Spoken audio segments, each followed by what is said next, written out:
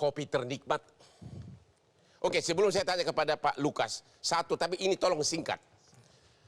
Kalau seorang jenderal, itu yang kita dengar ya, begitu mendengar dari istrinya bahwa dia dilecehkan, saksi-saksi yang melihat mengatakan jenderal itu menangis. Kalau bisa dibuktikan menangis itu bukti bagian dari masih emosi, sehingga pembunuhan spontan atau berencana. Apakah itu benar di persidangan kita akan lihat, tapi itu sudah bukan rahasia umum. Gimana? Jadi kalau konteks menangis itu, apalagi dia seorang jenderal, harusnya dalam konteks ini dia bisa memanage seorang manusia normal dan punya jabatan jenderal. Ya. Saya kira menangis lalu dia melakukan suatu perbuatan persiapan.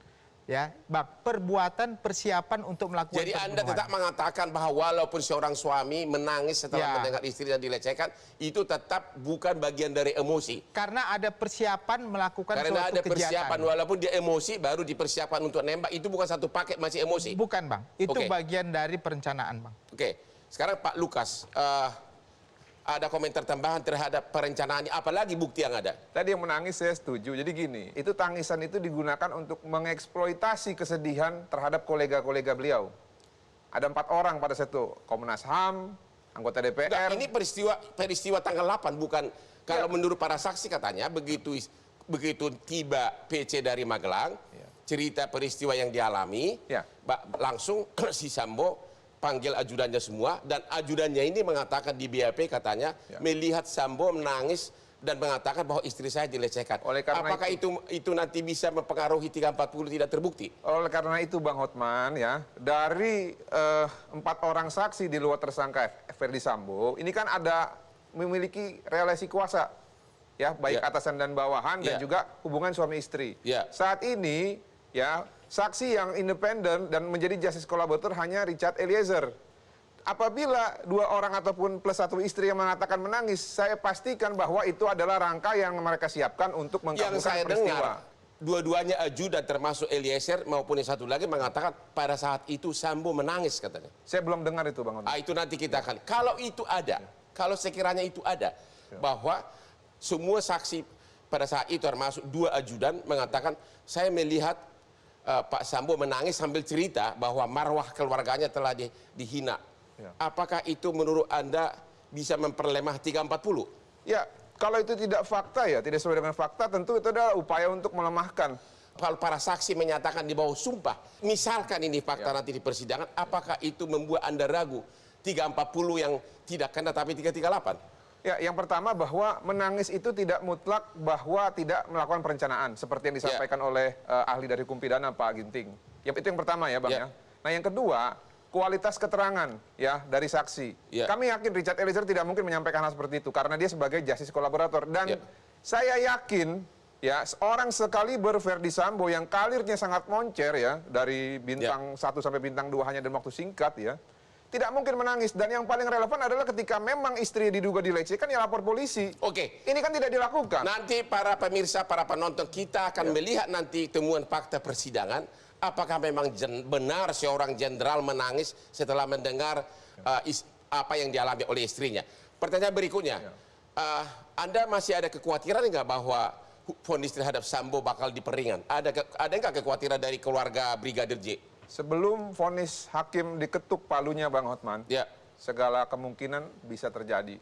Kita tahu bahwa kepastian hukum di Indonesia ini memang sering kali, acap kali dipertanyakan. Ya, bahkan sering kali, kebanyakan. Iya, kebanyakan dipertanyakan. Jadi tidak ada yang pasti sebelum ada keputusan yang pasti. Oh begitu. Ya. Lalu apa saja kemungkinannya? Yang pertama bahwa Ferdi Sambo ini walaupun jabatannya sudah hilang, tapi relasi ataupun networking dia tidak hilang.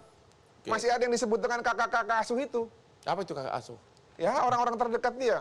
Belum lagi yang katanya orang-orang pemerintahan dari eksekutif, legislatif yang masih dalam jangkauan dia. Ya, itu yang pertama. Jadi, yang kedua, Bang Hotman, uangnya ini kami duga banyak sekali. Ya, orang yang memiliki teman banyak dengan kekuasaan tertentu dan juga uang yang banyak, ini memungkinkan untuk melakukan hal yang tidak. Anda setuju nggak bahwa memang pasal 338 dia sudah akui? Dia sudah akui melakukan penembakan, memerintahkan bukan melakukan. Bukan hanya memerintahkan. berdasarkan hasil rekonstruksi dia juga menembak kepala belakang. Ya oke, pokoknya 338 itu dia sudah akui lah entah siapa yang menembak ya. Yang Anda masih pertanyakan adalah pembunuhan berencana 340, Anda masih ragu, dari keluarga masih ragu. Oh, itu wajib terbukti. Kalau tidak terbukti, itulah yang kami ragukan kualitas penegakan hukum yang nantinya apabila tidak terbukti di persidangan, tentunya ini yang akan kami ragukan. Apakah Jadi, memang salah jaksa atau salah jadi sebelum majelis hakim yang sidang Anda memeriksa. sudah bilang duluan, kalau nggak terbukti 340, something wrong begitu. Betul. Oke, Setuju. Pak Jamin Ginting, ini kan khawatir jaksa ini, takutnya didekati berbagai orang. Bisa nggak diterapkan seperti sistem juri di Amerika? Jurinya itu kan menjelang vonis dimasukkan dalam suatu hotel yang atau safe house lah, yang tidak bisa disentuh oleh siapapun. Apakah sistem kita mengenal begitu? Jaksanya dimasukkan ke suatu hotel, dikawal ketat, handphonenya disadap, agar jangan terkontaminasi.